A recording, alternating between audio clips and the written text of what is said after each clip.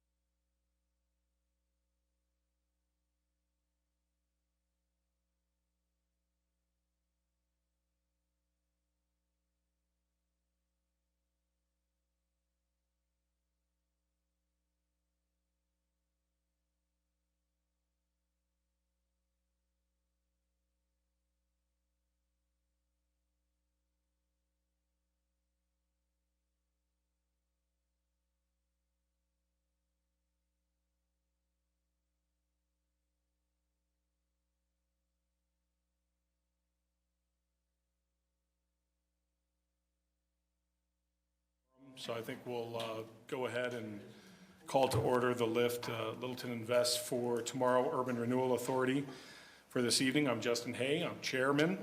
The commissioners present tonight are Ryan Toole and Jim Collins, LaDonna Jurgensen. And I know absent tonight is Craig O'Rourke and Gary Thompson, as well as Kyle Schlachter are not present as well. Our legal representation tonight, and can you state your name, please, tonight for? Sure. Good evening, everyone. Keith Martin. So Keith is sitting in for Corey Hoffman, who had a prior engagement tonight. And then we have our city council liaison with us, Bill Hopping. And so the last meeting was August 19th. And so we need to, and the second item here on our agenda is review, self-certify the video recording of our minutes from our August 19th meeting. So for those that have reviewed, if we could have a motion. So moved. Second. Motion and a second. Is there any discussion to the motion? Any objection? Okay. Motion passes to approve the meeting minutes from August 19th. Do we have any announcements that anybody would like to make? Okay. Moving right along. All right. Public appearances, and I mentioned to a few that if anybody would like to after our new business items come back up and have any prior comments or post comments to our item 8, new business. I'll have a few moments and time to do that for public appearances after our item 8 on our agenda, just to let you know. But we'll open it up as well for public appearances tonight. And if anybody would like to step up to the podium and have 4 minutes, please do so. Yes. Thank you. Right here, do I sit? Right. Is there a microphone up there? No. If not, why don't you just take a seat right there and state your name? And sorry, I thought there was a microphone up there, but. Hello, I'm Dr. Patricia Ross. I live at 3361 West Monmouth Avenue, Inglewood. So I live 2 blocks from Columbine Square. And I'm here to speak about this. I was just informed of this tonight, that there is a chance that we can petition, or that you guys can say no to Columbine Square and the proposed development of high-density housing there. And I would urge you to do that for a number of reasons. One, I don't think it's good for our neighborhood. Like I said, I literally live 2 blocks away. It's something that I go past, every day. The traffic already is atrocious. Tonight it was crazy going to King Soopers, going to get a pizza for my daughter so I could come here. And that brings me to my daughter. She goes to Centennial. And if this high-density housing goes in, if it is done in conjunction with the urban renewal, then it is tax-free. It's a tax-exempt property, and there is no property tax going to the school. All of those children would probably go to Centennial. The school is packed already. It's, as all schools, in dire need of funds. And so therefore, it would not be a good thing, I don't think, for the school. So I think that's something that you guys really need to consider.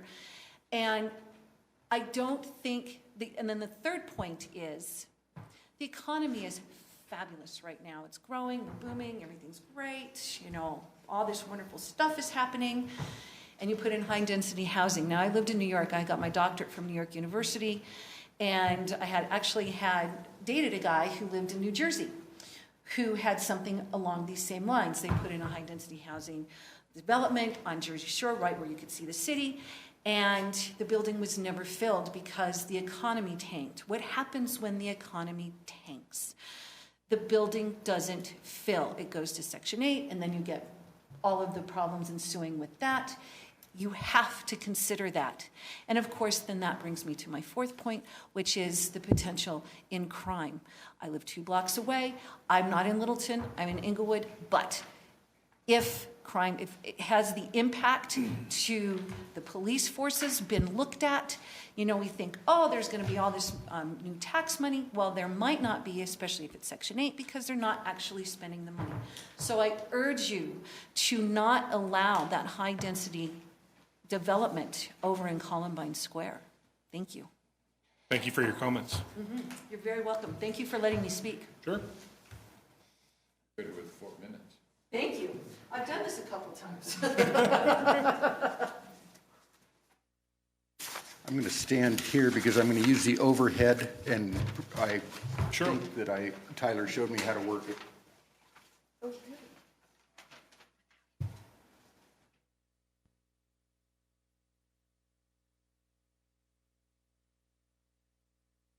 Position correct, and I think he's going to have to focus it or something. To start with, that seems to work. I'll move it up in a moment. Could you state your name, please? Yes. My name's Norman Brown. I lived in Littleton for more than 30 years. I moved to Greenwood Village, and this is concerning the Arapahoe County Commissioners and the lack of an IGA with them. This is a letter to you guys, to the City Council, who had a resolution that they would not proceed with urban renewal until an IGA was in place with all of the affected parties. This, as you see at the top, hopefully January 5th of this year. It's been quite a while. I've underlined a section. Let me move it up now.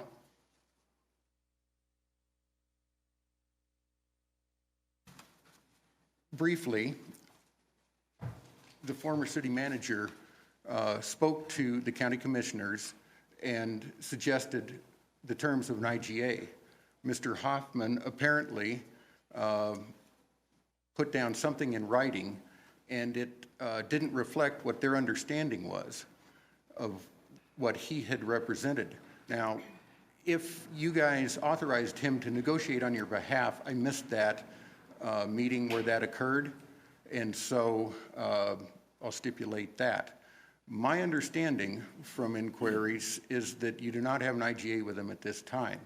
They seem interested, or at that time they were, in getting something in place. You understand that they are affected by the revenues diverted due to urban renewal, and the county assessor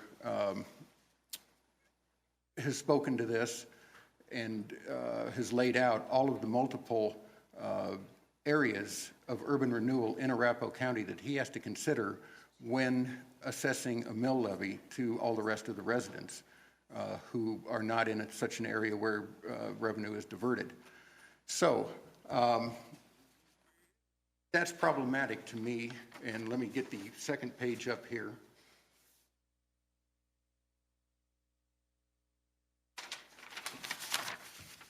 You will see there, as it states, as conveyed previously, the board desires to enter into the IGA intergovernmental agreement as represented by Mr. Penny. It seems like the door is still open, and I would suggest you guys get something accomplished along that line. I plan to point this out to Littleton City Council. They assured the residents that they would have an IGA in place, and there isn't. And I believe that's something that you guys should have done. Now, the date on this is January 14th meeting, according to your website, this board meeting, your board meeting was canceled. February 11th, canceled. March 10th, canceled. On March 15th, Councilman Valdez suggested, and it passed 5-2, that they unwind, or they find out how to unwind all of the urban renewal areas, and it's been proceeding ever since. This, on March 30th, a couple weeks later, you guys had a special meeting. I think that's appropriate. This didn't come up. April 14th, your April meeting was canceled. May 12th, June, July, August, canceled. At the end of August, middle of August, August 19th, you had a special meeting with the council. Didn't see it addressed. September, according to your website, there's nothing. Don't know if you had a meeting. I believe it was probably canceled. October, the same. November, here we are, almost a year later. There's been some suggestions at council. Well, we didn't really tell them what to do. This seems to me like a glaring item that could be dealt with, and I hope you will. I'm almost through. Thank you for highlighting that. Thank you. Please. Thanks for your comment.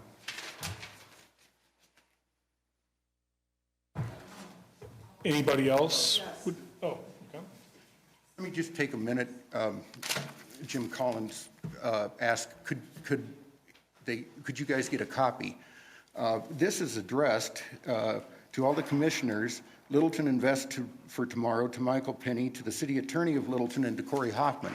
I'm going to presume that you have a copy available. Would you make sure we get Yeah, another that would copy? be great to get a. I looked on your website using the search and put in IGA and everything I could think of, and nothing came up at all.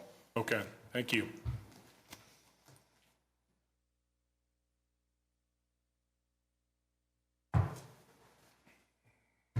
Good evening. Thank you for the opportunity. My name is Lisa Sacre, and I live in the community, the neighborhood right behind on the west side of Columbine Valley, Exarban and Irving. So every morning I come out onto Irving, and I'm noticing even with school traffic starting to pick up, and I know that with the high-density buildings, if that should go in there, that's going to increase. And my concern as a homeowner is that I'm going to see an increase in traffic, and then coming on to Bellevue, which is already coming eastbound on Bellevue, is going to pick up tremendously. So And I just want to ditto everything Dr. Patricia Ross had mentioned. And Centennial Elementary and Goddard Middle School, they're just going to be inundated with additional children.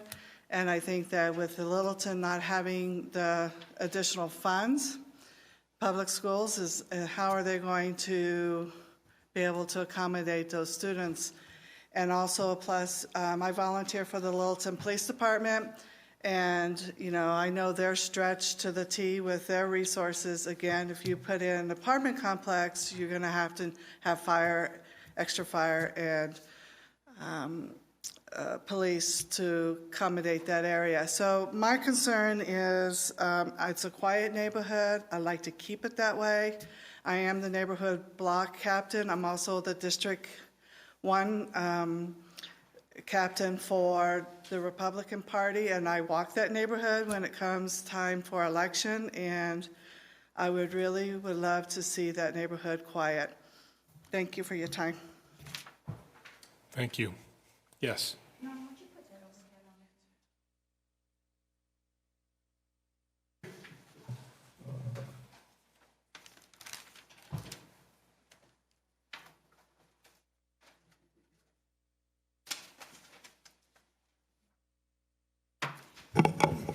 I'm Carol Breezak. I have a few things to address tonight. 4 minutes isn't much, so I'm going to go through this quickly. I have an issue with the constitution of this Urban Renewal Authority. House Bill 1348 created a new membership, 13 members, 3 of whom are supposed to be from the taxing entities. Corey Hoffman and I disagree on the interpretation of the applicability clause of 1348, and I'm putting this out because I think it's worth considering. The top is what the original bill said, which I think is exactly how the final bill is being interpreted, but the final bill is stated in number 2 below. It says the act applies to municipalities, urban renewal authorities, and any urban renewal plans created on or before January 1, 2016. I don't think that means that it only applies to urban renewal authorities created after January 1 and municipalities created after January 1. I believe it is incumbent upon this body to be constituted 13 members. Okay, next subject has to do with increment, and you have a budget. I really don't want to waste my 4 minutes, but you have an error in this budget on 8D. When you get there, if you are interested in knowing what the errors are, I will point them out to you. The Columbine Square area, urban renewal is supposed to be revitalizing an area that needs help. If you look at your budget, you can see that sales tax increment has been collected from that area for the first year. First year was $19,500. That represents an increase of $650,000 in retail sales for that little area. I hardly think that it needs our tax dollars to be rejuvenated when it's actually doing exactly what the market is doing all by itself all over town. It is increasing in sales. The final point I want to make is that the county kind of piggybacks on what Norm was saying. The county has expressed their opposition to all 4 urban renewal plans, and they have reaffirmed their opposition. As recently as last night, council members received a letter from the Board of County Commissioners reiterating the reasons why they oppose all 4 urban renewal areas. And since Columbine is the only one that seems to be left not on the chopping block, it had to, one of their reasons was it didn't look like they needed tax dollars to entice new business to that area. And of course, the sales tax increment shows that it's working fine on its own. The market is doing what it needs to do. When you get to the end, there's another part of section, or what Norm was talking about, that deals with Section 88 that ties directly into that IGA that needs to be discussed, and you certainly would want your developer to know what the consequences of Resolution 88 are. It creates another hurdle for them that is outside of the urban renewal law and outside of our zoning code. Thank you. Thank you. You know how to turn it off? Is there anybody else tonight? Yes, I mentioned later tonight, yes. Okay, we'll close the public appearances and move on to item 5, the financial report, August from our last meeting through October 31st. And as we've been reviewing these documents that have been printed for us, it appears that the 2015 financial report has been printed out for us here tonight. We do have some we do have some areas that do depict 2016 in our balance sheet, but unfortunately, this is, it looks like from a year ago. And, you know, to my board here, I think that it would behoove us to obviously not put this on the block to be approved tonight and to add it to our agenda to be approved on our December 8th board meeting, if anybody has any objection to that. If the error is only on the balance sheet, then I Well- don't think it affects our ability to approve the budget. It would be my only thought, Justin. Right.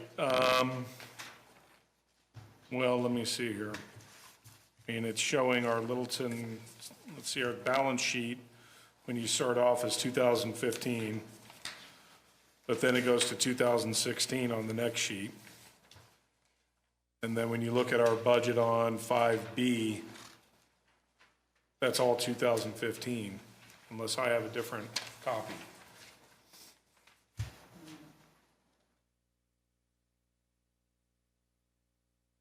Well, on the second page of what I have is a balance sheet as of 10/31/2016. Right, on the 5A item? Right. Right, so that's correct, and then,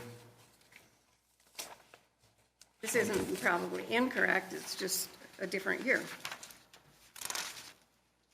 Correct? correct. I just wanted to note that, that we have some misprint in our budget here. So if we're okay with moving Well, forward with, Are you talking about the budget, or aren't we talking about the financial statements right now? yeah, the financial statement, the first 5A, item 5A. Right. But if you do go to the next sheet, it is under the 2016 piece. But, you know, typically we look at it holistically, each section under the financial report. So if we want to look at it holistically, we can do that, or if we want to break it out and say we'll approve the budget, we can do that as well. So, We're here. And we've noticed Right. the meeting for the budget approval. okay, well, does anybody have any questions on our 2016 budget under 5A? It's not a budget. Isn't this Our actual I'm financial sorry, statements? the financial balance sheet. We're gonna talk about our future budget in another item, but just under our financial statement. I don't think it's quite complete. That's, So we'll come back. I would move Let's to table, table the discussion. let's that's what I I'm move to suggesting to our board. consideration of the balance sheet portion of the financial report. Well, what we had received before, or what we received online was a complete financial statement, but they did not print the complete. Exactly, yeah. What we've all received via electronically was correct, but what we're all looking at here today is not right. I'm just calling that out here for us. So if we'd like, we could table that to I would our, move the table it to next meeting until we get proper documents. okay? I'll second that. Okay, is there any discussion to that? Okay, so we will table the financial Carol, report. what was that? What's the date? I Wh- said to the next meeting. What was? Which is December 8th. Yeah, which is our regularly scheduled meeting for Lyft. I know there's been a lot of up and down, but that's our next meeting, so. Okay. Moving on, committee reports. Do we have anything from our attorney tonight, from Corey's liaison here sitting in? Nothing to report, okay. No unfinished business on our agenda here, so we'll move on to new business tonight. And tonight we have the property owner and developer that is going to discuss their vision and ideas around Columbine Square, which is obviously within one of our urban renewal areas.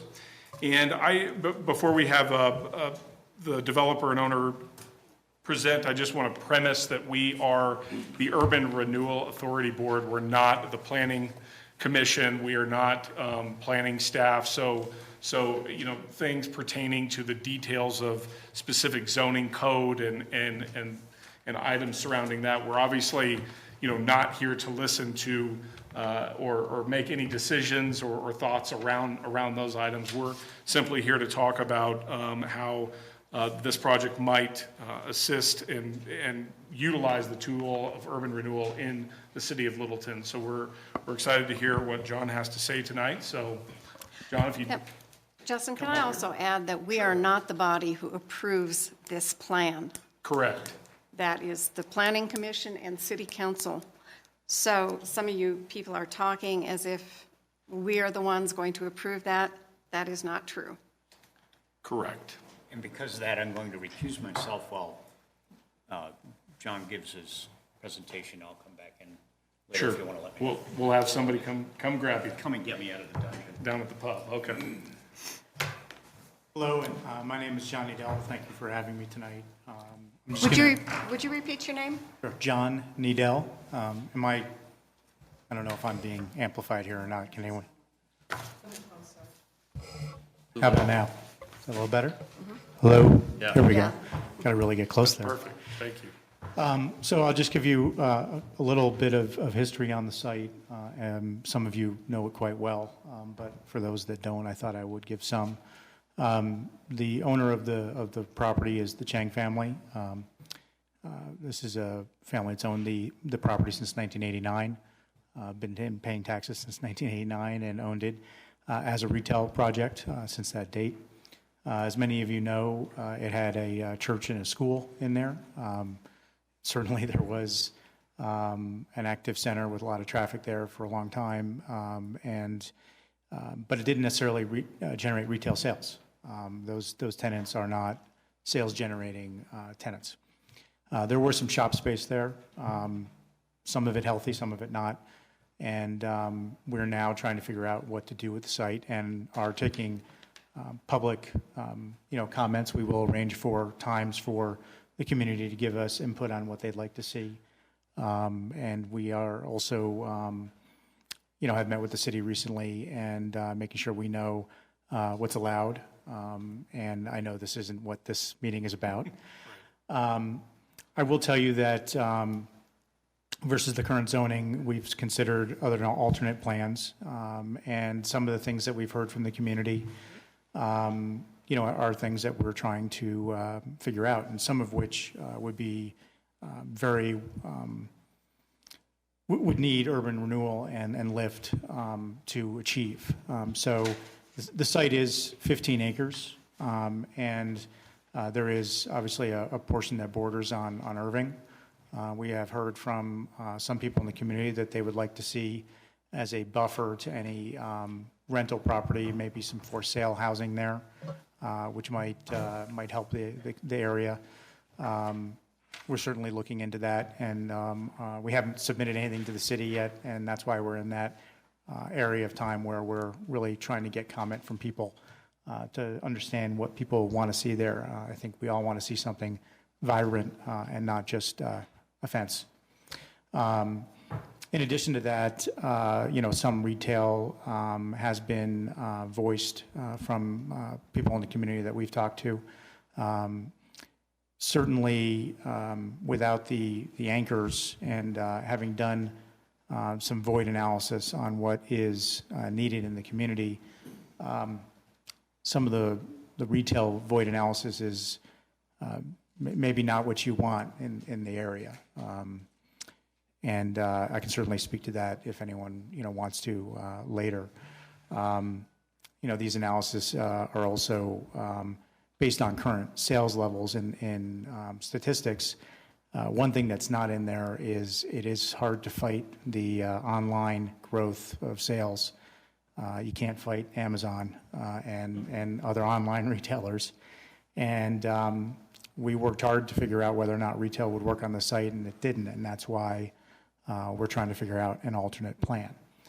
But with urban renewal, we think that there is a chance to not only put a portion of it, particularly on the Federal and Bellevue corner, just south of the U.S. Bank, some retail that might replace some of what was healthy there before on the site, so that maybe retail sales would be similar for what was being produced, albeit at a low level previously on the site.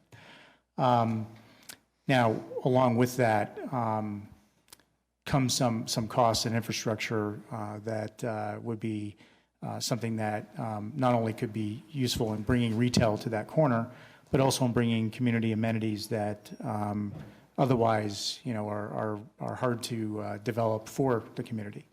I do have a couple of things that I'll just pass around. I do need them back because we have not proposed anything, so these are just ideas, frankly, pictures you can find on the internet just like we can. But Sure.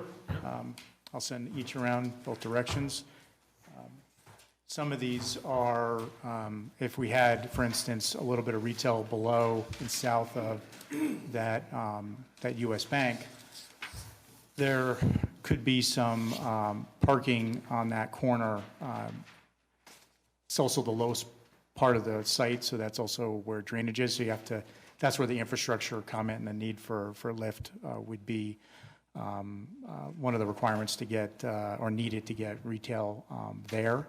But we could also have, a farmer's market once a week.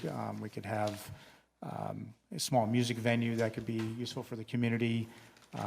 Certainly could surround, part of any development that had housing with, a fitness trail and other things that, this is part of what these kinds of redevelopment areas are helpful for, is creating these kinds of improvements that otherwise would not be available to the community. So I just wanted to come and share, a little bit of those ideas, make sure you know that we are actively trying to come up with a plan that would be helpful for the site and get it off the ground, but also listening to the community, and we're trying to collect those ideas now so that we can present something ultimately to the city, because as I said, we have not presented yet. So hopefully that gives you a general idea. It is 15 acres, so it's a pretty large site. So that makes it kind of a horizontal mixed-use idea. But again, we're still, looking for ideas from the community, and, that's one of the reasons I'm here.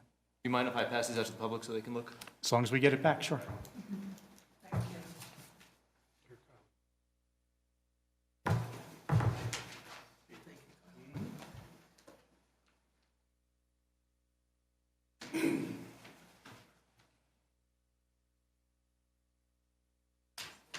Are there any questions? I have a question for you, John. Mm-hmm. The comments that you've just made are oriented toward a need for urban renewal tax increment financing support in order to enable a commercial component to the redevelopment of the site.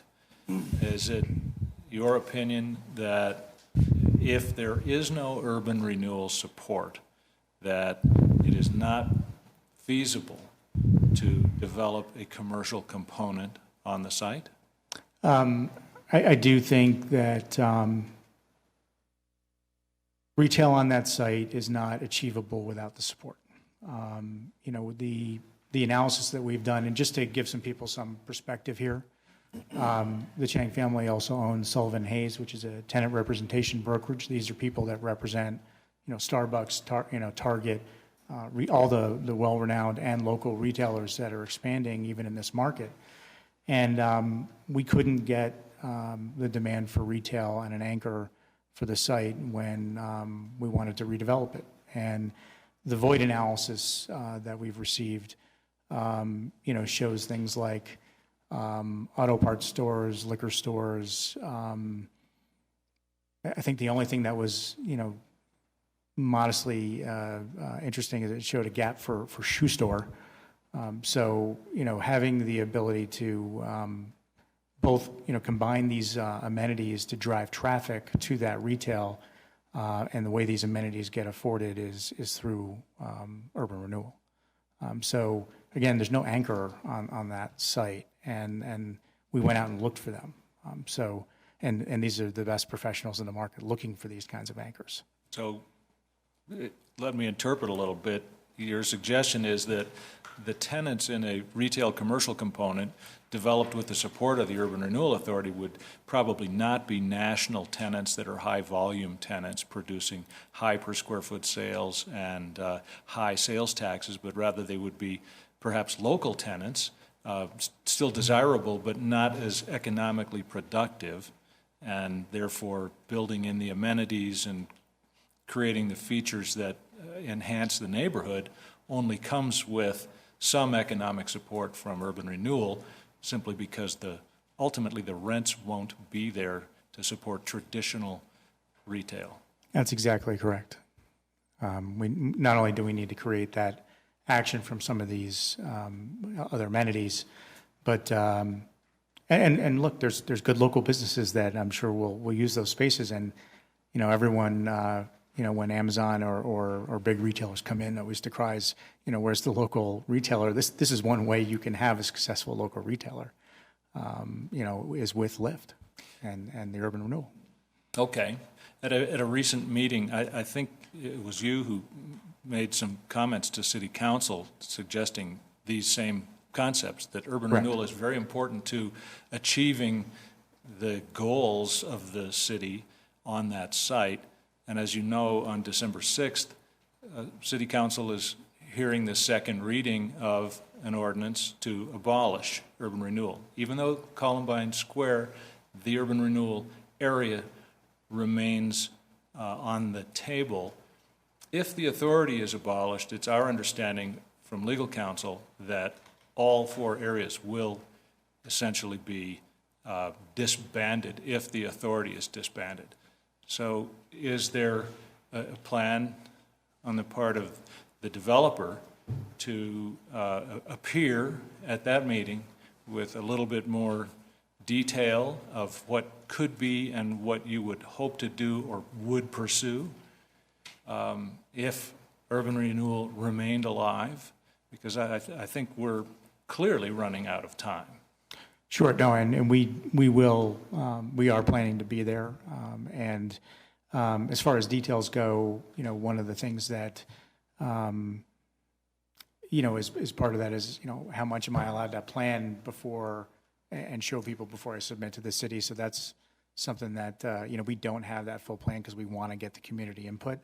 And I think without the community input, we're in a place where we're really guessing what people want to see there versus the current zoning. So while I'll certainly share a little more detail like I am today versus what I showed last time I was at council, there won't be much more than what we're able to show and share with you today as ideas. I do think that even some of the things that we're sharing with the community today represent progress compared to what we said at council last time. Okay, thank you.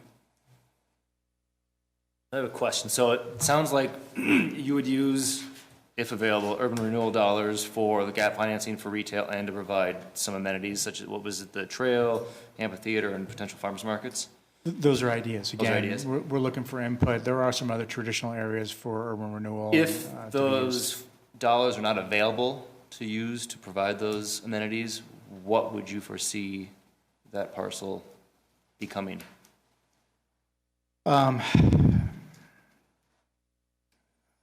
It's currently B2, which is a significantly different, plan, and we'd probably have to go back and retool a little bit. It would certainly be a delay, but the question would be whether or not we would do B2 or try to get something rezoned without the retail, which I think would be difficult. So, while a lot of people don't like B2 that I know of, unfortunately, that might force our hand. Okay. I guess what I'm getting at is, right now I'm hearing some for sale residential apartments, and then retail. Correct. That's probably not going to be the plan if there is no urban renewal dollars. That's correct. And would any residential planned without urban renewal dollars be at a higher density than with urban renewal? Like, I don't know if you have the details, but If we had to retool, we could still do some. It is a large site, and B2 has some guidelines, of course, but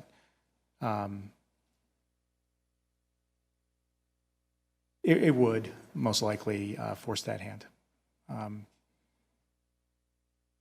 It works better on something a little more horizontal mixed use.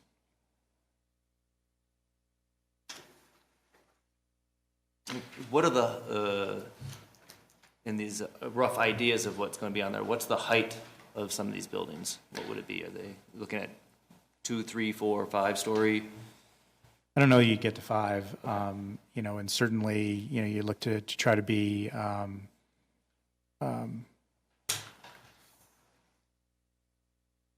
naturally work the site to be reasonable and not just, put something up that's immediately tall in the corner, right? You want to, ease it up maybe 2-story on the corner and then move up. And certainly, the for sale might be more townhomes because, as you all may know, condos are not really easy to get done around here with the construction defect law. So, one of the things that naturally happens when you go to the townhome is it is, slightly less density, and that would likely be on that Irving side because we have heard there's some sensitivity in that neighborhood about having for sale next to it. And I know from a previous submittal that we subsequently pulled that ultimately the city actually didn't even want an entrance or an exit on Irving. It was merely for fire entrance and exit. One more question. If urban renewal dollars aren't available, is the owner set on developing the area, or is there a potential that land may lay vacant for years to come as well? We haven't talked about it. We, do want to continue to own the property. The family has owned it for 27 years at this point. Selling it's not in the top of our list. Certainly that becomes more of an option, and for a developer that may be more interested in the B2, that might be one of the avenues we have to look at. I'm not saying we would, but if we can develop it, properly the way we think might make some sense and get the community input and support, we go ahead and do that because we want to own the property long term. If we can't develop what we want, it becomes a different decision. As a urban renewal board member over the last 18 months or so, I've heard comments from the public and other discussion outside of these meetings, just acquaintances in the community. There's a hope that retail, the old format retail, which was there previously, could be revived or replaced. There's a sense that the owner allowed or forced the tenants to leave because they would rather build apartments on the site. But I have been aware of that property for a long time and have lived in the area for a long time. Did the Chang Interest purchase the property when Safeway Grocery was the anchor tenant in that center? Or was it, what did they buy it after?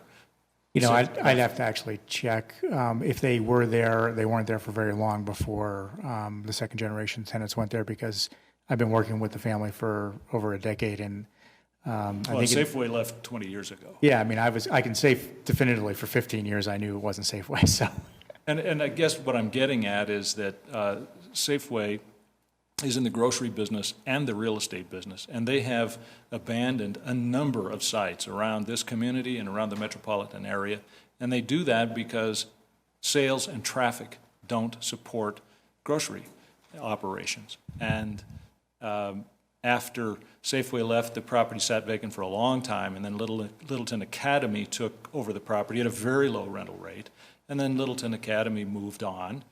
And is it the perspective of the owner that that is no longer a retail site, that you cannot make retail in any kind of traditional format work on that site.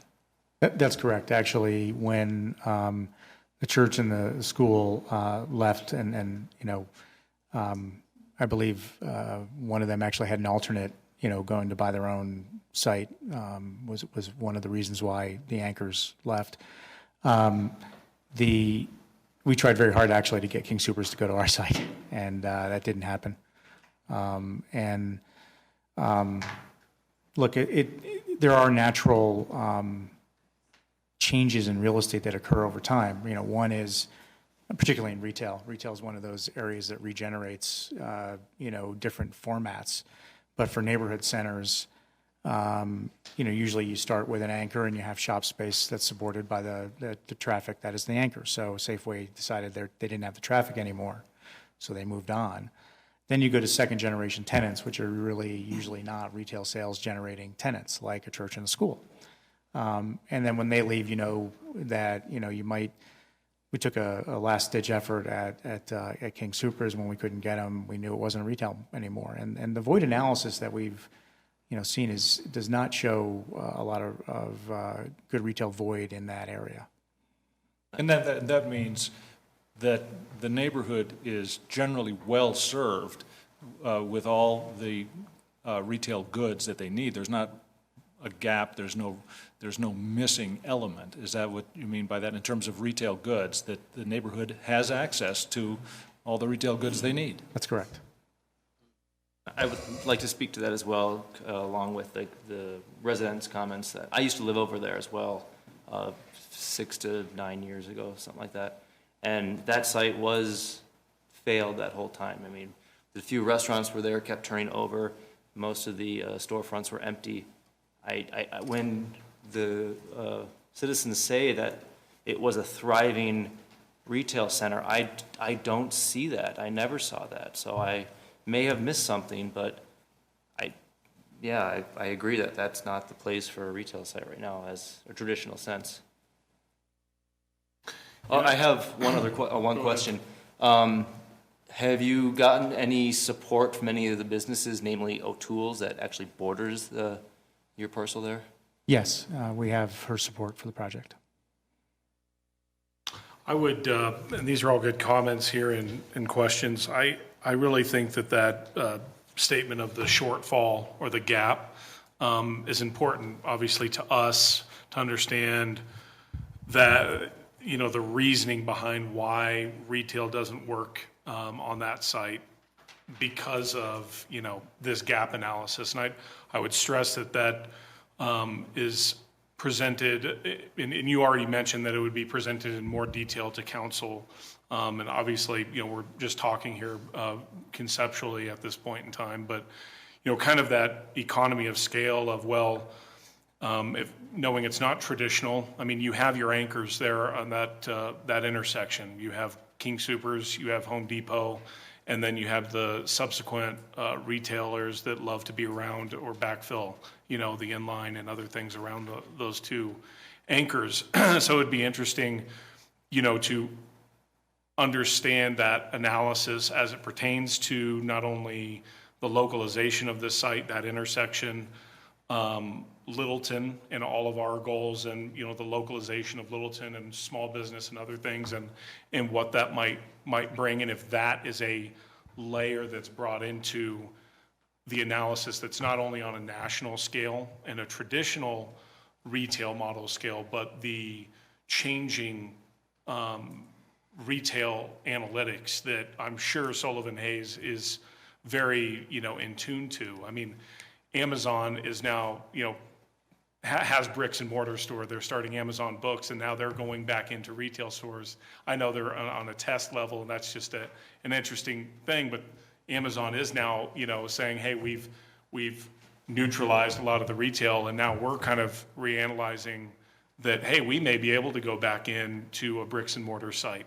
and they're doing that. And so knowing that that's a different contextual thing, but I think that those are some things to talk about how much of this site could really be flexible in time to retail, that maybe it's there are opportunities for a transitional area that may not be feasible in retail today, but may accommodate over time retail, because we talk a lot about, how our city's transitioning over time. And the corridor of Bellevue there, outside of the New Kings and sort of the Home Depot, even Riverside Downs has had some loss in leasing down the street. And why, So I'm basically, the long kind of getting around back to it is kind of for our council, I think, to understand that, and our board would be to kind of really understand that real gap, and then maybe how it might assist in the use distribution on your site, residential to commercial retail. I think that would be a fascinating thing, knowing that, so it works for everyone in the right way, because I think that would be a really unique study that maybe you guys are already doing and understanding that threshold. Because I don't know if we're talking, one little shop on the corner, or if we're talking, hey, we can take down, a few acres here, and it's adaptive here to the residential as well, and how that looks. So just for me, and maybe understanding where members of council might be, would be kind of understanding that analysis a little bit further, because they get pretty deep on some of the questions and understanding. So which is great. So. No, and look, I can be a little more specific there. Yeah. The void analysis actually was provided to me by the city, so I know where it came from, and I've read it and looked through all the uses. And sale of oil and gas and auto parts is not exactly what a lot of people want to see, for retail. Right. Liquor, depending on what level might be, useful. And the shoe one I thought was interesting, but most everything is provided, and pretty close by. The other part that is more of a historical analysis is we did take a look at the last 15 years, obviously the beginning 10 being the more important of that, of the center, because we have had it vacant for a while now, and excluding the tenants that didn't create retail sales. There was, 20 to 30,000 feet of shop space and tenants that did create retail sales. Now, to your point, they weren't all healthy tenants, and there were a lot of them that would just go in and out over time. So we felt like if there was half as much, you would get healthy ones, especially when you add these kind of amenities and gathering places to it. So we went through and looked at the occupancy, how many square feet for those years, and that's actually about the bottom floor on probably 2 residential buildings, which have about the right depth of shop space and would face that corner and have parking on the corner south of the U.S. Bank. So it does work pretty well that way, we think, but that's one of the things that's a concept that we want to share with the community and get their input on. And really, the residential seems to assist in the other retail areas in the corridor, not obviously just site-specific, but help some other areas I mentioned that are losing some of their leasing as well. So, okay. Yeah, certainly the residential and the for sale owner-occupied would generate some sales in those areas.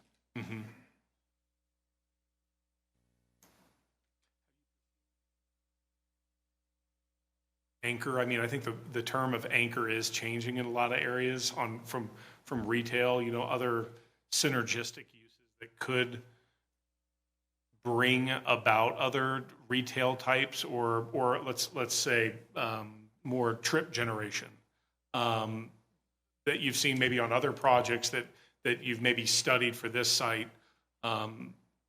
There's unique art districts that are actually profitable these days, that are catering to a lot of millennials, that are actually generating a lot of business around them, based on kind of more incubator type spaces and things that generate retail users and residential in the same kind of area, that may kind of utilize more space on the retail commercial side, but isn't a traditional anchor. Have you guys pursued any thoughts around those ideas in your studies?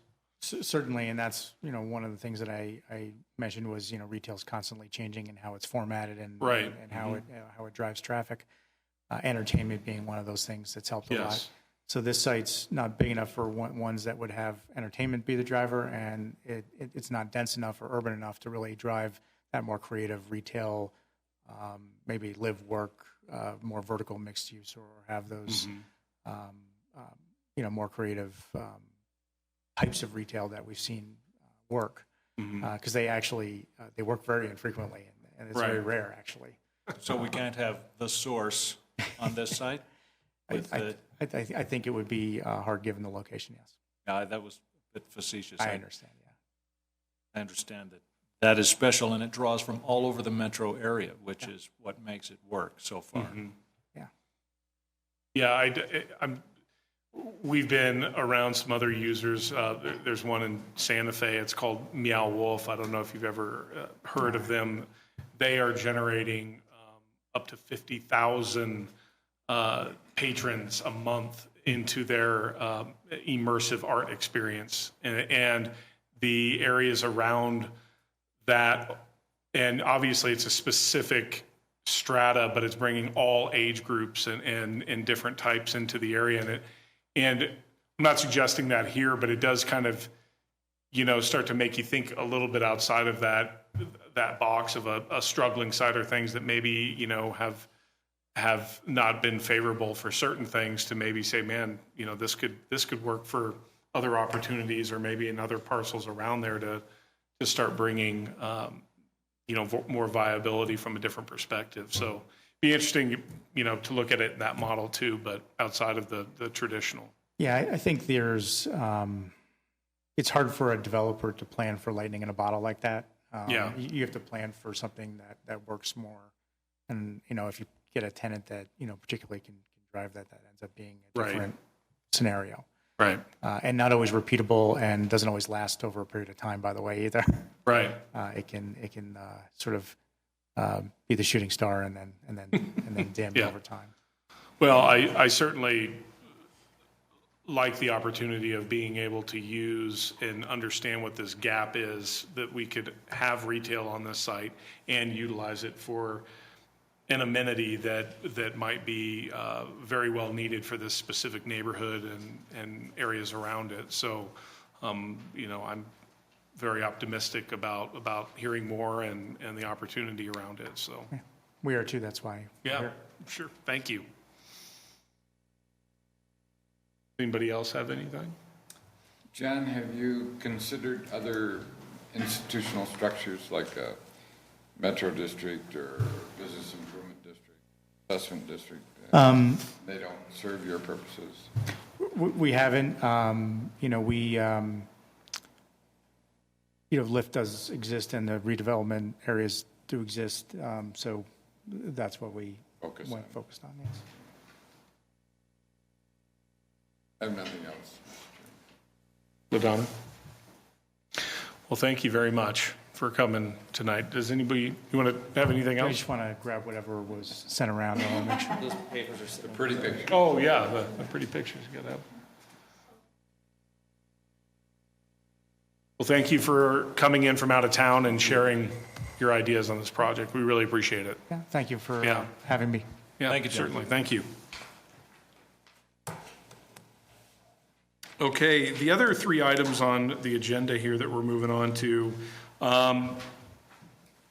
given the fact that we are going to be having an ordinance coming up with City Council and the fate of urban renewal and LIFT being presented at that point in time, as we've kind of talked through some of these items already, the action plan, we're going to discuss the budget and, how we distribute our funds to specific tax entities. In my opinion, there's going to be more direction and better understanding out of the outcome of the meeting on the 6th and how we can or can't, effectively approve and move forward on some of these items. So I recommend to the board that we, utilize these items. I think items, the budget as well as the distributions as kind of just a discussion and review for comment, so we can refine and then revisit for, in a public format on the 8th for approval. Because we do have to, no matter what, we have to approve our budget by the end of the year, obviously. And then I believe the, distribution of the tax entities is going to be something that needs to be better determined out of the outcome of December 6th with City Council.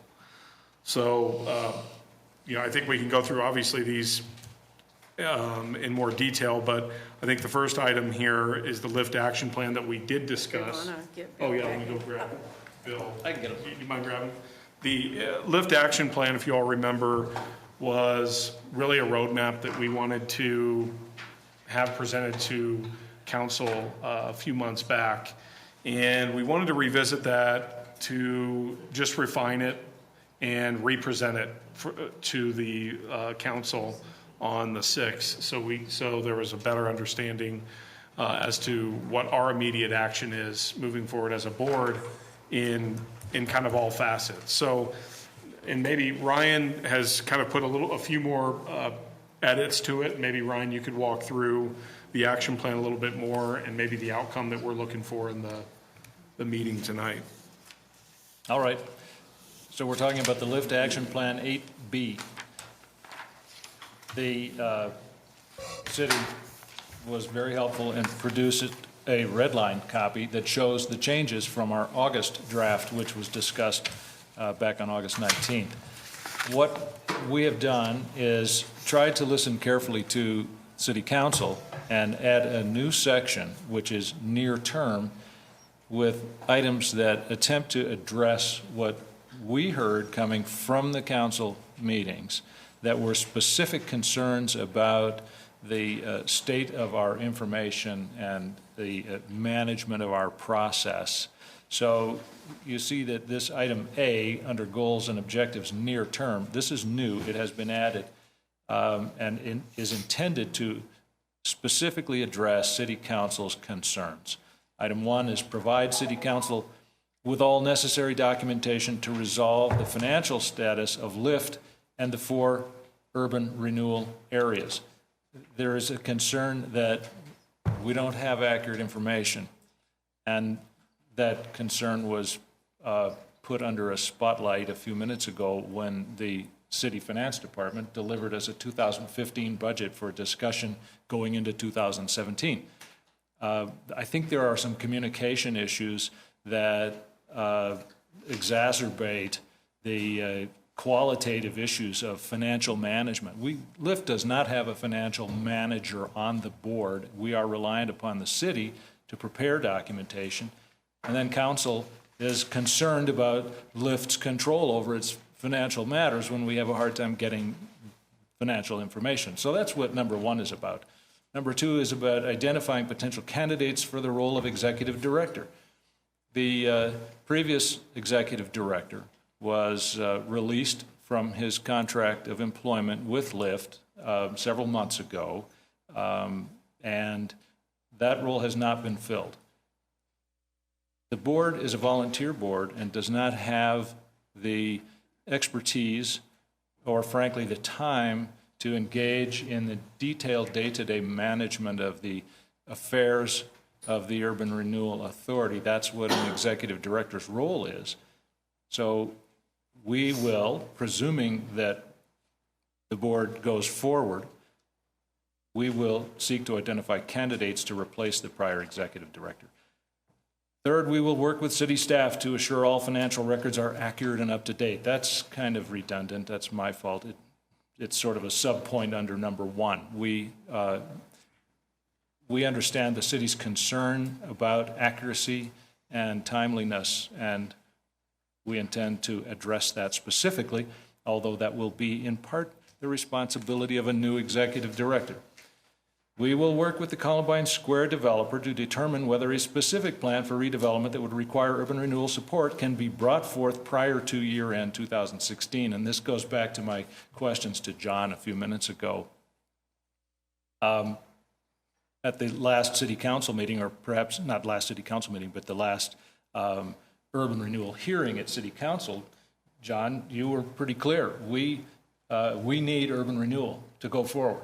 And we heard that loud and clear, and the board is certainly interested in working with Columbine Square to identify attributes of a project for that site that will enhance the community and address the concerns of its neighbors. However, I remain concerned that we are running out of time and would urge you to come to the meeting with as much detail or as much of a sense of why urban renewal is really needed for that site to help council make a decision in favor, frankly, of urban renewal. I would like to add that that's why you asked for the time to come back to council to present more detail. So I would strongly urge much more detail. Number 5, clarify the status and probable outcome of the Wells Fargo checking account issues involving fraudulent check cashing. This is something that has mostly been resolved. There's about $1,300 in fraudulent checks that were presented by an unknown party. Somebody got the account number for the checking account. We have a different checking account. Wells Fargo has refunded most of it, but there's a couple of checks, as I understand it, that for reasons I'm not clear on, Wells Fargo has decided not to refund those to the Urban Renewal Authority. I think we can close out that issue fairly quickly, but council is concerned about it. We need to explain or understand why Wells Fargo won't. And I want to add to that, we did, all fraudulent transactions have been reimbursed to our account.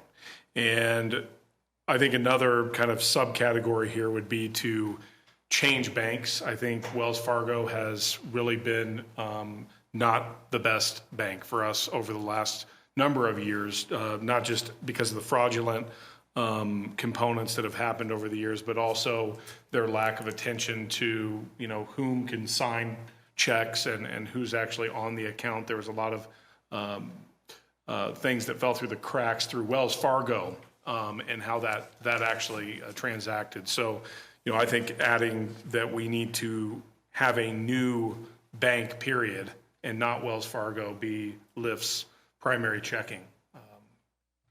Just wanted to add that. So that would be part of clarifying the status and probable outcome. Exactly. Sounds like part of the probable outcome is a new bank relationship. Okay. agree. And item 6 was initiate the property tax rebates to the various taxing entities according to the letter agreements that were approved earlier in 2016. I think this is something that kind of slipped through the cracks after the departure of our executive director and all of the uncertainty surrounding the status of the board and communication with the city finance department. Frankly, those rebate monies are in the account and pending return to the taxing entities. And that's very important to us to comply with those agreements. And initiating them is something we need to do immediately. In fact, I'm not sure it hasn't been initiated already. Justin, can you comment on As far as the timing of the rebates to the entities? And that is what we wanted to discuss post the December 6th hearing. But we do have, our Colo Trust Bank, we have our summary statements that I've now just been receiving in the last month, with our outstanding balances. Here I have the September month-end balance at $258,207.34. And so we do know that the taxing entities of urban drainage, we have our agreements in place for those rebates. Obviously, there's some discussion already about Arapahoe County and how that's going to be handled. And, obviously the taxing entity of our of LPS, Littleton Public Schools, is another one that needs to be refined out of the outcome. So I think that's going to be addressed in our December 8th board meeting to discuss how we are going to refund those tax entities. Well, is that something that needs to be done before the end of the year? Does it? That's a question. That's a good question. I don't know if it has to be finished by the end of the year, but I think it layers into a lot of the conversation points of budget and other things that we need to determine. So that's a question I think we can get answered. Yeah.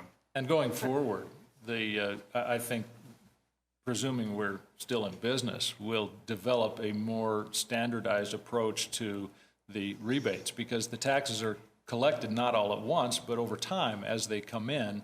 And what we don't want is to burden the city staff with writing numerous partial rebate checks. We have to choose a point in time when we're, by and large, we believe that all the revenues have come in and it's time to rebate to the entities with a single rebate check, rather than do it piecemeal over time. I think that's something we need to address after December 6th. And the rest of this plan has been discussed in the past. It's more of ordinary course of business, short-term, one-year goals. I'm not going to go through each of these, but establishing guidelines for use of TIF dollars by the board.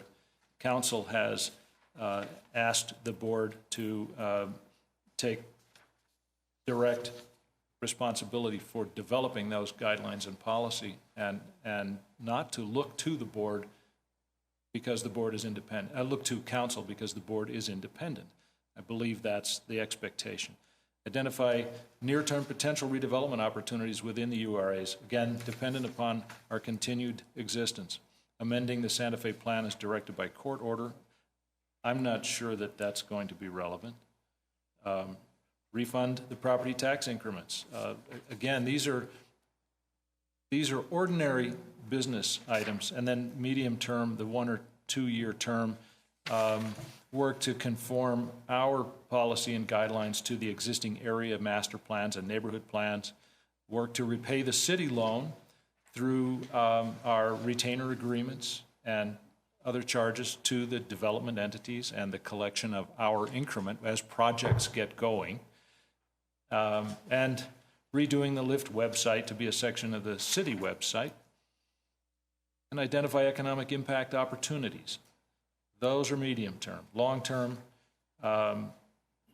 working closer with the Littleton Economic Development Office and possibly identifying public works and utility projects within the urban renewal areas that are not specifically associated with a new development, but that are things that would enhance the existing properties in the area and can be performed with urban renewal funding without necessarily being attached to a new development. As we understand it, the area itself is a project, and buildings and new buildings are undertakings. So we don't need to wait for a building to be built or a developer to come forth before the board could begin looking at smaller incremental projects that would enhance the urban renewal areas. So that's what we're looking at. This plan, of course, is dependent upon our ability to go forward. And I think that's a sufficient explanation of the action plan for now, unless you have other questions. I have a couple of comments, because on the new section, near-term section, provides City Council with all necessary documentation to resolve the financial status of LIFT. I don't see where we have an unresolved financial status. I mean,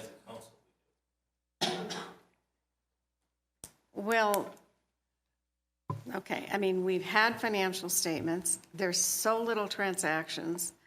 I mean, to my knowledge, it's been pretty transparent. I'm not sure, and if we're providing documentation, I mean, I know that there's a lot of documentation out there. So I'm not sure what we're really saying we need to do here. Well, and I think, again, this may be semantics. I drafted those bullet points, and maybe I didn't.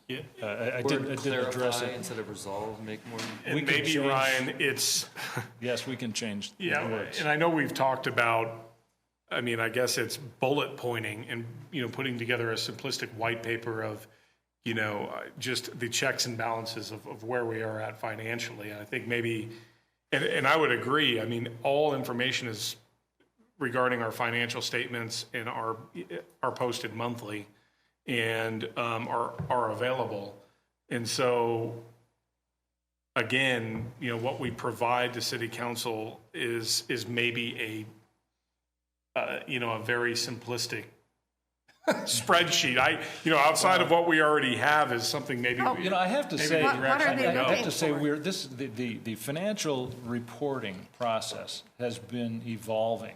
Because Right. until mid-year this year, our executive director prepared the financial reports with some input from the city staff. And the board chose to transition the complete responsibility for financial reporting to the city finance department.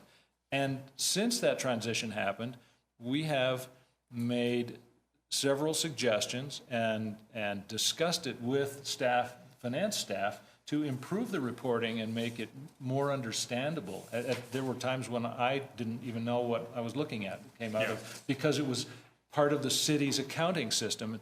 Honestly, the finance staff has been very helpful and willing to work with us to create reports that kind of get to the issue. Maybe that is really what we need to do in the near term, is revise our financial reporting so it's more understandable. I mean, is that really what we're... I think that's a big part of it, because some of the comments from council have been questions about where's the money, what's the status of your finances, and why can't you explain it to us clearly? Well, part of the problem was that we were having a hard time getting clear reporting, and I think we're moving in that direction. And maybe looking at the draft 2017 budget is actually, as I look at it, this was prepared with the assistance of the finance department. It's their format. It comes out of the city computer system. But the actual budget items are provided by the board. And I think this is going in the right direction. It's much more understandable, certainly to me. And your comments about resolving financial status, that even as I read it tonight, I thought, I wonder what that means. Well, maybe, I don't know where this is going or if it's going anywhere, but maybe we can just clarify that. And I think your suggestion of number 3 is really a part of number 1, either in, as a, underneath number 1. Some category to that. Right. I think also, if there is a question about, and an unresolved situation, it's the Wells Fargo, and maybe that number 5 should also be up, and maybe considering a new banking arrangement. And unfortunately, Gary's not here tonight. I know he's been having to deal with this whole Wells Fargo debacle.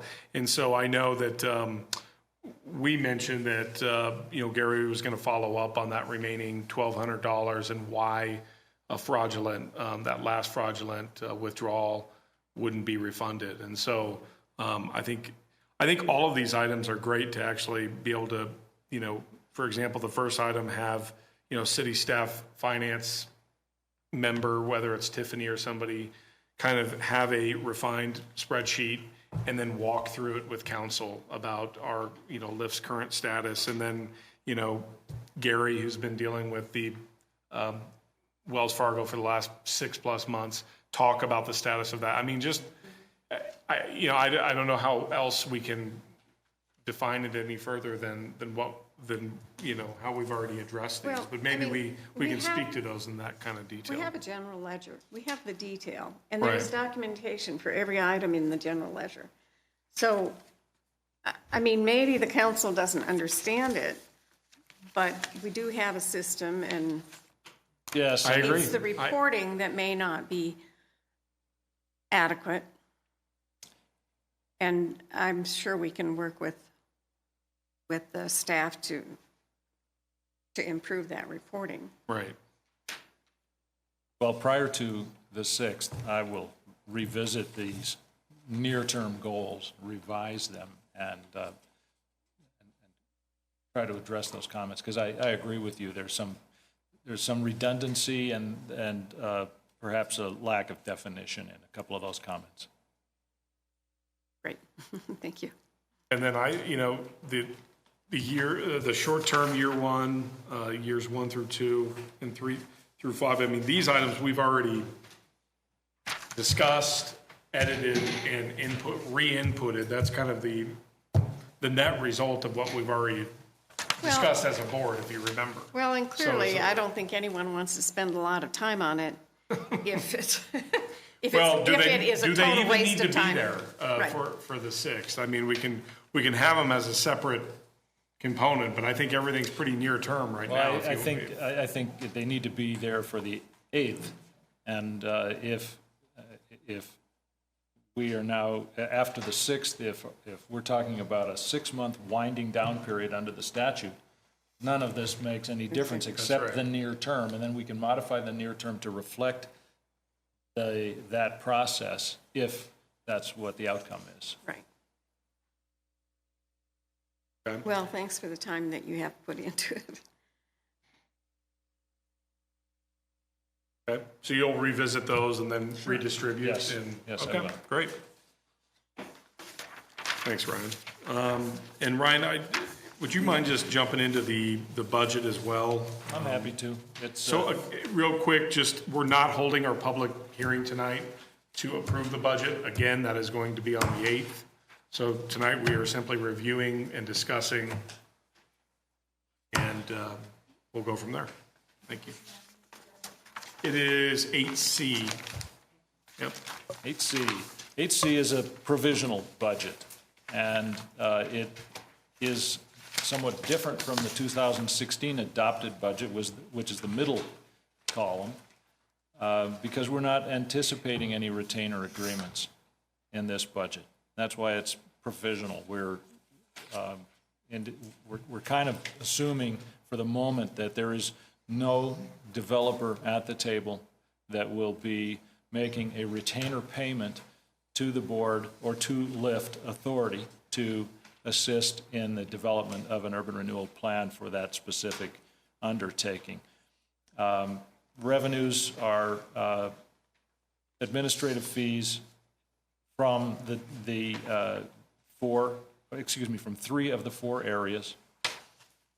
Expenditures are stripped down. We do have $46,000 for professional and consulting, and that may be planning services relating to possible undertakings. Legal services. Maybe go over that a little bit. Well, can we talk about the line items? I mean, if we're talking about expenses, we have an audit, and are we anticipating that we're going to have an audit rather than the... This has been the request of some members of the council. Okay. And this kind of goes back to the clarity of financial reporting. As you know, there are 1 or 2 members of council who don't understand the reports and have said, we don't get it, we want it audited. Well, and that's probably not a problem. I mean, it probably has to be a part of the city's audit anyway. And isn't it included in the city's financial statements? I don't believe it is. I don't believe it is. That's why we've had the $900 was the exemption for the audit because we had no Right. expenditures. So rather than doing the other exemption. Well, since the city council controls this board by making all appointments, it used to be under the accounting rules that you had to pull in all of those entities that the city controlled into the reporting entity. And I haven't looked at the city's financial statements, but And then all I of can that look is at part them. of the audit? for the city and everything. Right, I mean, Yeah. it's been probably ignored pretty much because it was immaterial. I mean, there was nothing there. Now there's a little bit more there, but still Okay. not much. Huh. I'm not close enough? Okay. You want me to repeat that? I would. I was just asking if the Urban Renewal Authority was a part of the city's comprehensive financial statements. I know the rules used to be that since the city council appoints this board, it's not a totally independent body that's, you know, that the people are, that the board members are coming from somewhere else. So the city council has the ultimate control over who sits on this board. And the rules, the accounting rules used to be that if the governing board of an entity controlled another entity, they had to pull those financial statements into their reporting entity. So I remember years ago auditing Arapahoe County, and we pulled the airport authority in because the county commissioners appointed the board to the authority. And I don't really know if those rules are still the same. I suspect that they are. If they are, then we would be a part of the city's reporting entity.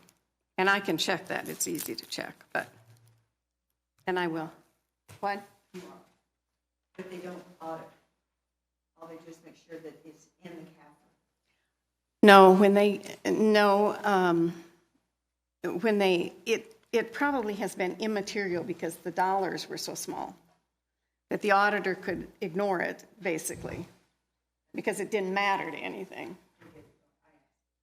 So I'm quite sure that's what happened, but that doesn't mean that it doesn't need to be there, and it doesn't mean that, especially if we have, you know, $300,000 or whatever, it may not be still immaterial. I don't know.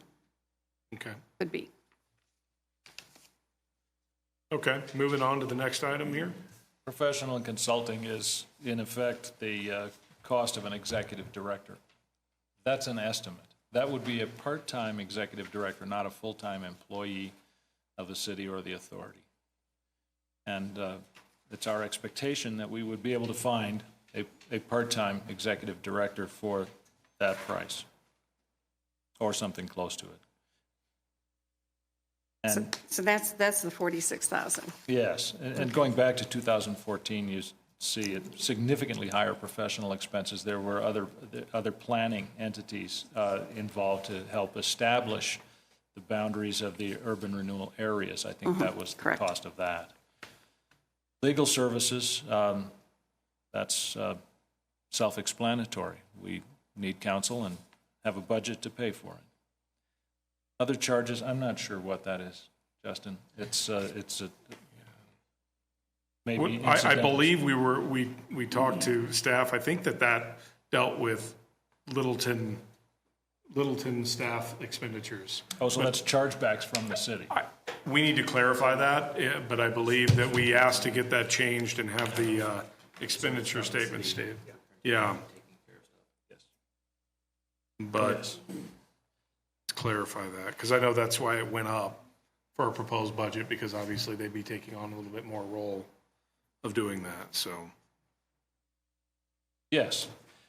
yeah. So it's a provisional budget. It's very stripped down. And it would be subject to revision, presuming the authority remains alive and projects come in the door and we have greater expenses and greater revenues.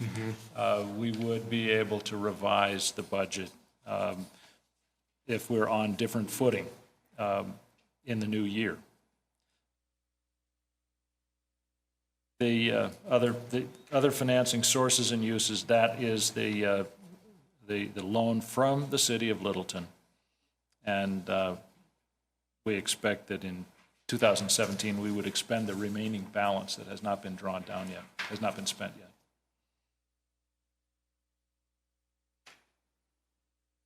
The support for revenue is on the following pages, and each of the 4 urban renewal areas is shown with its proposed property taxes and or sales tax increment and retainer agreements. And you can see as you go through it, we are not budgeting any retainer agreements, which are the fees paid by developers for 2017. We had them budgeted for 2016, and we felt that it was too speculative, and there wasn't any point in putting revenue into our budget at this point. But what we have done is show the anticipated property tax and or sales tax increment receipts based on historic collections, and the rebates to each of the taxing entities. And that's budgeted as essentially an expense, but the net is the revenue that comes back to the authority as a top-line revenue item. So each of these following 4 pages shows sales and property tax collections minus the rebate equals total other financing sources, which then comes back to the front page. And basically what's happening is that we're budgeting a rebate of all property taxes. And we're also estimating that we are refunding all of those that have been collected in 2016. Yes, and but that's not in the 2017 budget. This anticipates that those rebates will be made by the end of the year. Yes, and we discussed that before and said maybe not, but I think that it was the intention, and it should be the intention that those be refunded before the year end. That's right. Right. Okay.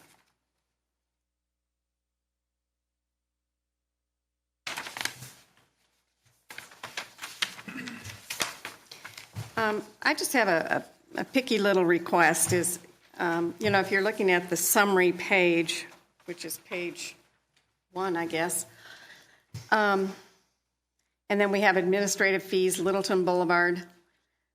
Littleton Boulevard is page 3. Santa Fe is page 5. Columbine's page 2. North Broadway is page 4.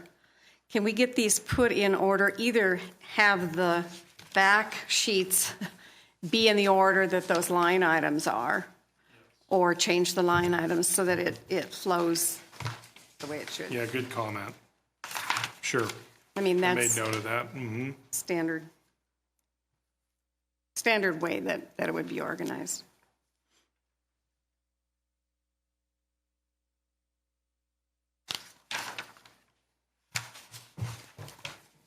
Okay. So, Justin, Yes, sir.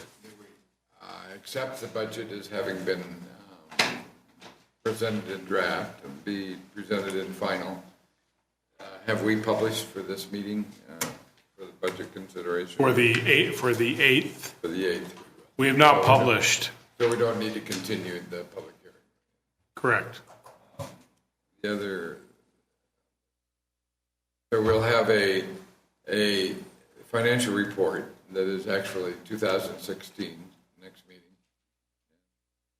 Finally consider the budget and have the expenditures dispersing the tax monies to the governmental entities. That's correct. Those are the big things. And I know the city was going to put that together for us. Unfortunately, it didn't all come together for tonight, so that's in the works to have for our meeting as well as on the 8th, yes. Very good. Okay? You guys have any more comments on the budget? I do have a comment. Do you have a comment? And this is actually called forth in the first page. Behind the cover page, there are comments that come.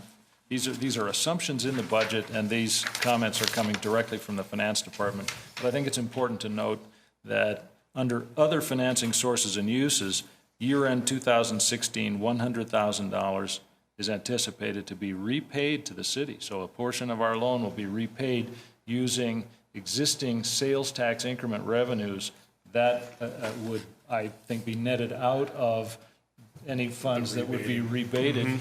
And then going forward in 2017, $51,590 would be repaid to the city out of sales tax increment revenues, and the balance would be, of sales tax increment, would be used for administrative costs. What this budget assumes is that we're going to pay off the City of Littleton loan using the existing increments. And in effect, this is a provisional budget that anticipates winding down the authority. And that's why we want to wait to approve it until after the 6th. Sure, I understand. Yeah.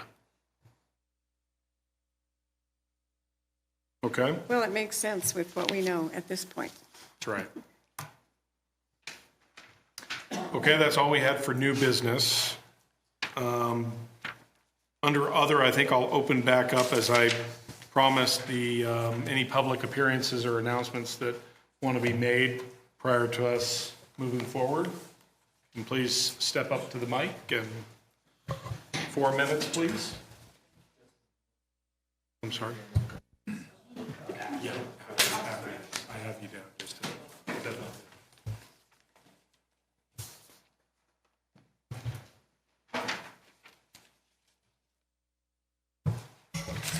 Good evening, Jeannie Erickson. I live in District 1.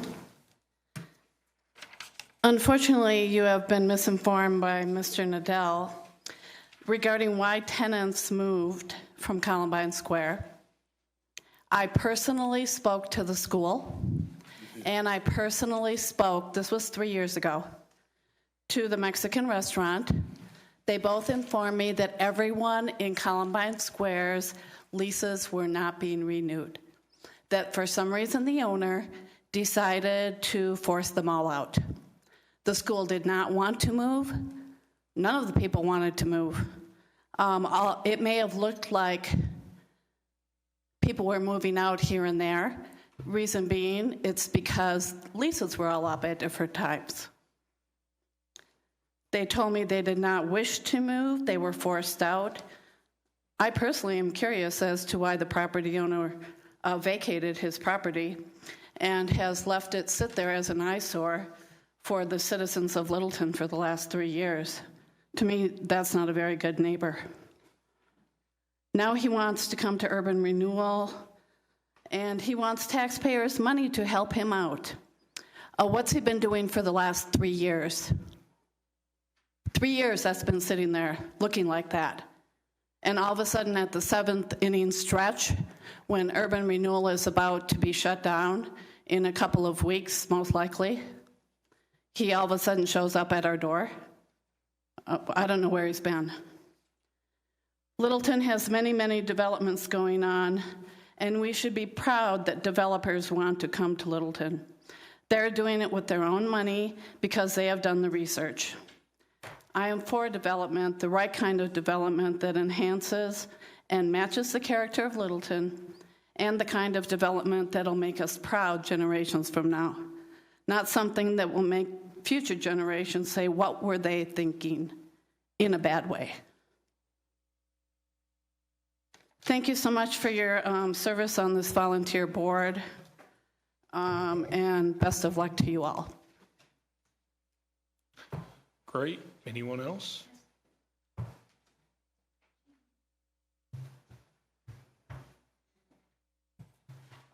Hello, my name's Kathy Messenger, and I also live in District 1.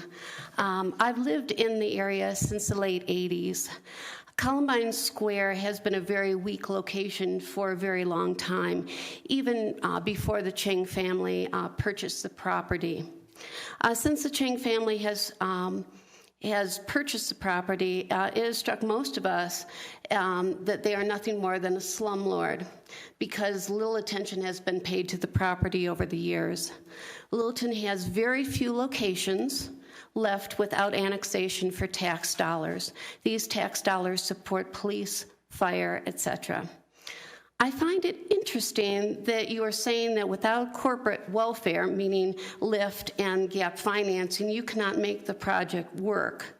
Other developers are coming to Littleton and are making these projects work without any assistance.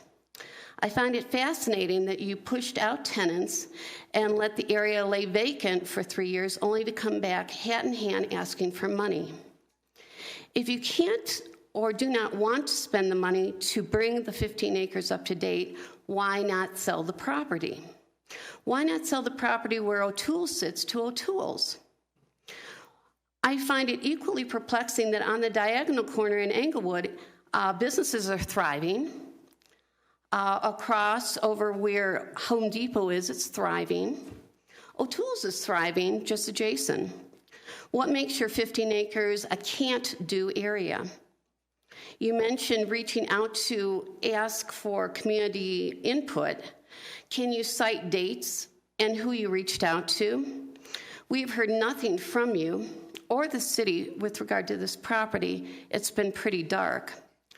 When you state multiple times that you are asking for community input, you need to make serious efforts to do so and not just mouth service. Thank you so much for your service on the board. I really appreciate it. Thank you. Anyone else?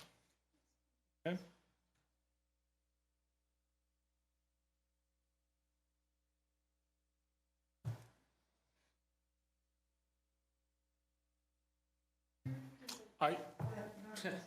Yeah. You guys sitting over there. Thanks. Oh, thank you. Yeah, in the meantime, I want to verify what Jeannie said, and Kathy's presentation was excellent. I also talked to the dance studio, the bar guys, a couple of other stores in Columbine Square when it was emptying out, and none of them wanted to leave. They all had to find somewhere else to go. They did not, they weren't leaving because they couldn't sustain themselves there. It's not true. So is the projector. See where it says center? There you go. Oh. Yes, there are some black marks, right? My ask is that you figure out the true cost of urban renewal money. This is a 25-year thing with the risk all going to the public, and I want to know the true cost of that. We all know that when we take out a loan, it costs us more money over time. So one of the things I need you folks to provide when you consider a project, and you need to already have this in your playbook, it's your tool, is to figure out the true cost of this money. It's a lot. I want you to provide a comparison of all the funding objectives, and I thank you, Mr. Collins, for bringing that up. Urban renewal compared to tax sharebacks, compared to business districts and others. Maybe you need the city's help to do this. Why not bring them in? We have economic intelligence and development folks who should be able to do this. But honestly, for Columbine Square, for urban renewal, I don't think it's sized right. It does not fit, and no one has proven that. The last thing we should do is ask a developer, what do you think? Because they're the ones who stand to profit. Where is our independent work? Where do you show us, the taxpayers, why this makes sense to us? So again, thank you. A couple of you, I think, mentioned.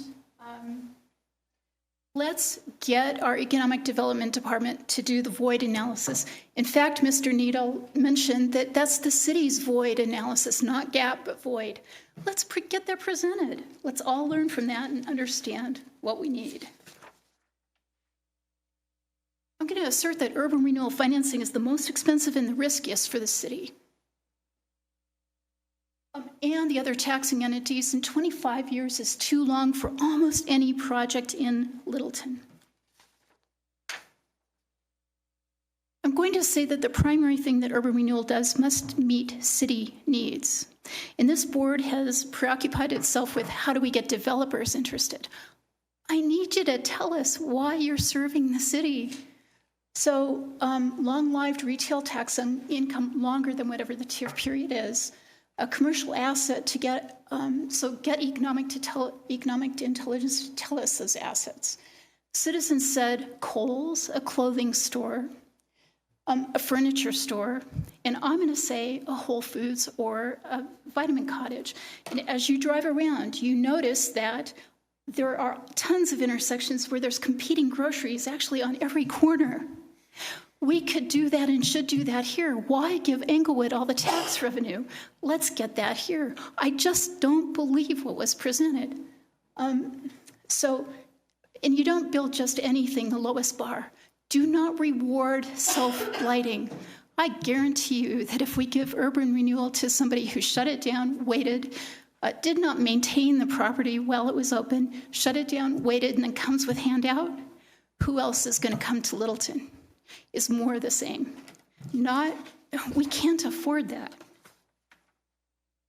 So let me ask you, we need to fully define the city financial costs and then fully define the risks. And that's what the muscles that I want to see on the Urban Renewal Authority before you consider these projects. That's what we citizens need to see, and your citizens too. Let me repeat, I thank you for your volunteering on this board. Thanks. Thank you. Yes.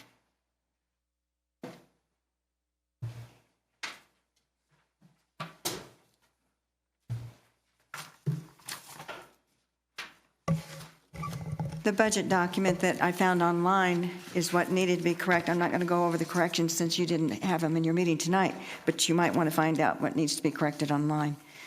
A couple of comments.